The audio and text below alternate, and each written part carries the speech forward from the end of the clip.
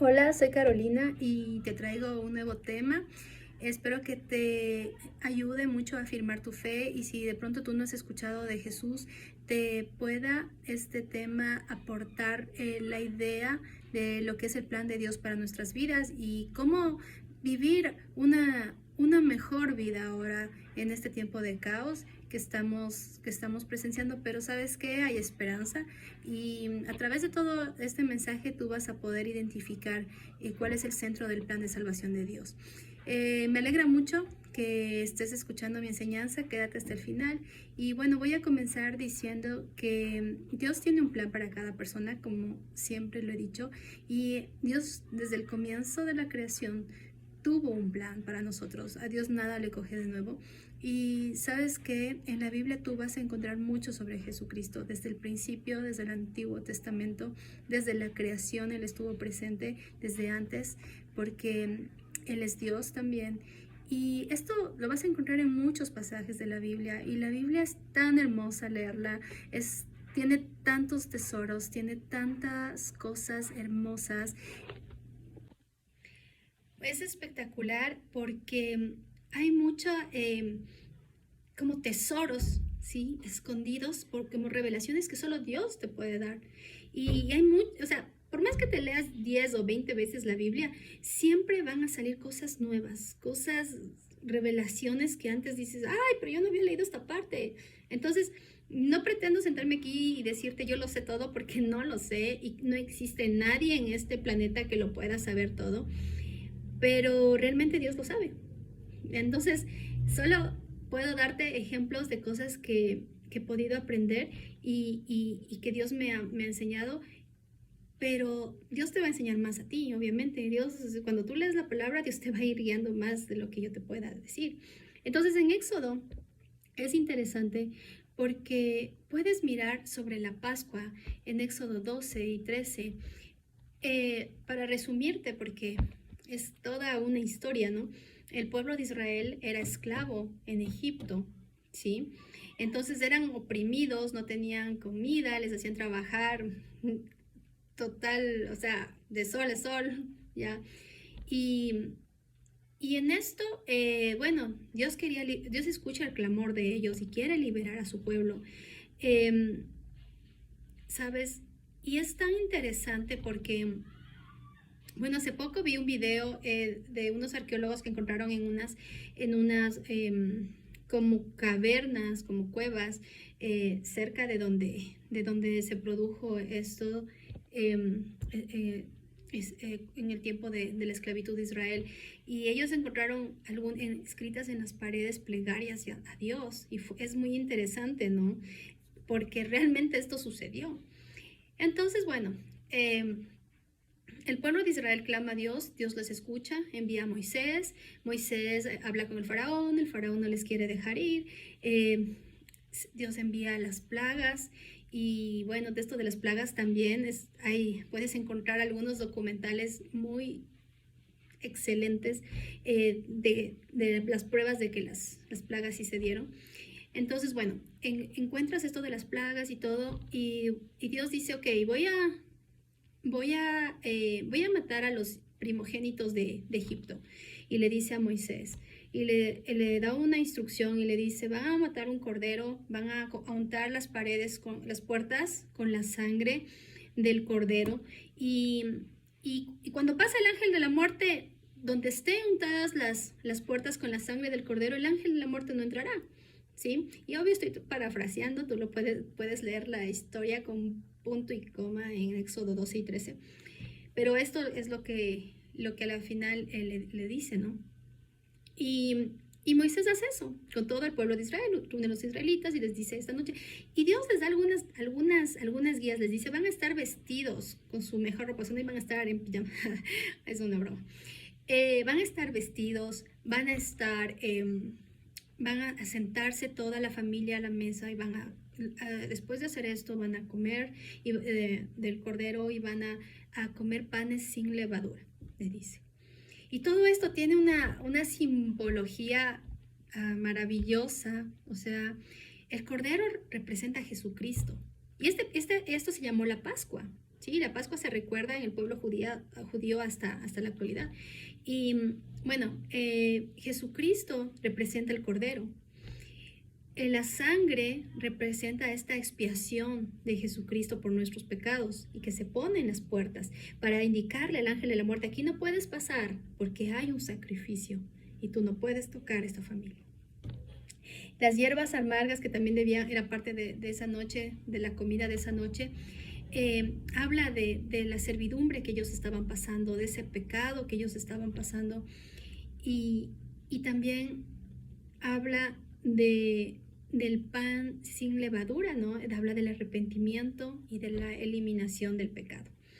Entonces, toda esa comida que iban a tener esa noche y que hasta ahora muchos de los judíos la sirven en la Pascua, tiene esta simbología. Pero aquí Dios no nos quería dar una receta. Dios lo que nos quería dar es una simbología de lo que Él iba a hacer, del sacrificio de Jesucristo. Nos daba pequeñas pistas de todo lo que se venía en el futuro. Entonces así pasó. El ángel de la muerte pasó en la noche y todos los primogénitos del pueblo egipcio murieron, incluido el hijo del faraón. Y en esto también vi otro reportaje que es muy interesante y lo puedes buscar en YouTube. Y es cuando hacen unas excavaciones y realmente encuentran al hijo de quién era el faraón en esa época, que te podría contar toda la historia, pero por el tiempo no te voy a contar. Pero lo puedes buscar y realmente encuentran los restos de él, que había muerto muy joven, y coinciden las fechas con las fechas en que fue este suceso de la Pascua. Entonces, en todo esto es súper interesante porque Dios nos estaba dando guía de que iba a venir un sacrificio que iba a darse en redención por los pecados de la humanidad. Más adelante vemos que en la misma época de la Pascua, hace 2000 años atrás, hablando del tiempo actual, más de 2000 años atrás, en la época de la Pascua, pasa que Jesús es dado en sacrificio por nuestros pecados. Muere en la cruz y luego resucita.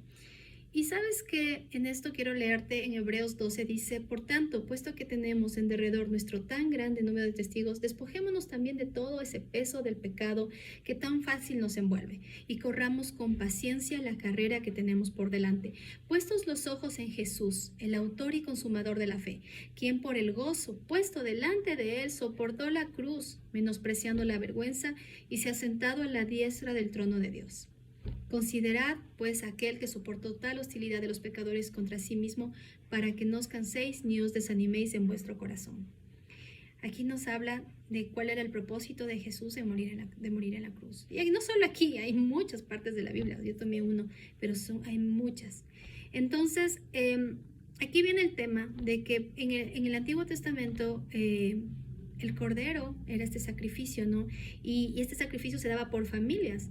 Entonces, incluso hay una parte en que una parte en que hablaba de que en el sacrificio, la persona que quería el perdón de los pecados al presentar el sacrificio debía poner su mano sobre el sacrificio antes de que el animal fuera sacrificado. Ahora, ¿sabes qué? Jesús es el sacrificio. Jesús fue el sacrificio por toda la humanidad, por pecados pasados, presentes, futuros. Y he aquí por qué es importante que para tú ser salvo, para obtener este perdón, para obtener esta salvación, para que, como pasó con el pueblo de Israel, que el ángel de la muerte pasó afuera de las casas de los judíos, para que esa maldad, para que esa enfermedad, para que eso no entre en tu familia, no entre en tu casa, no entre en tu vida. Ahí está, aferrarse o tomar este sacrificio de la salvación, que es Jesucristo. Cuando tú recibes a Jesús en tu corazón, cuando tú le pides que Él sea tu Señor y Salvador, tú lo tomas, haces este acto, como lo hicieron el pueblo de Israel, de poner la sangre del cordero en las puertas. Nosotros ya no necesitamos matar animales, no necesitamos poner la sangre de nadie en las puertas.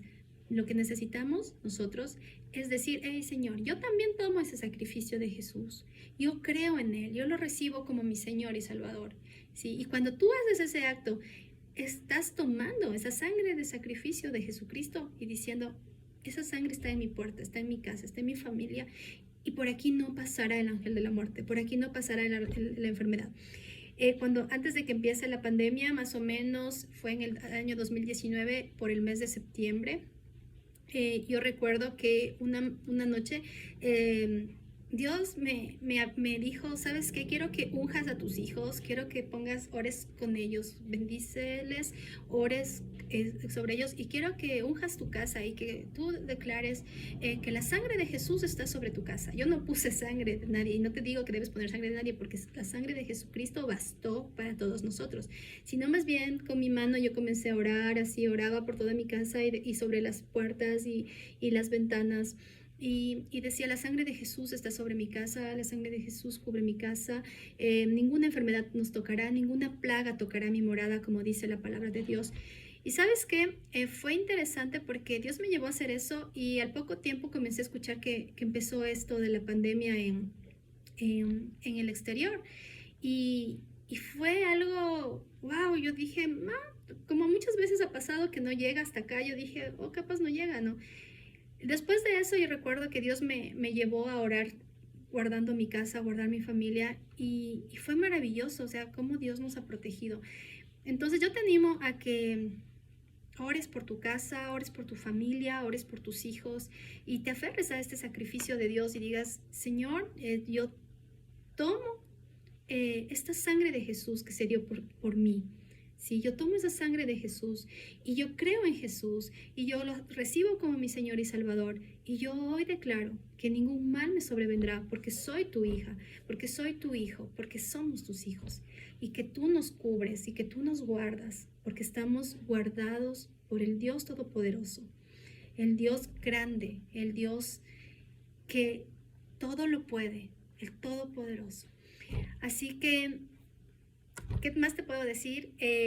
Para ser salvos, sí es importante creer en Jesucristo, pero creer por quien Él es. Obviamente, no por una tradición, no por que alguien te dijo, sino más bien creerlo, entendiendo quién es Él, confiando en Él y sinceramente amándole, poniendo tu corazón en las manos de Dios.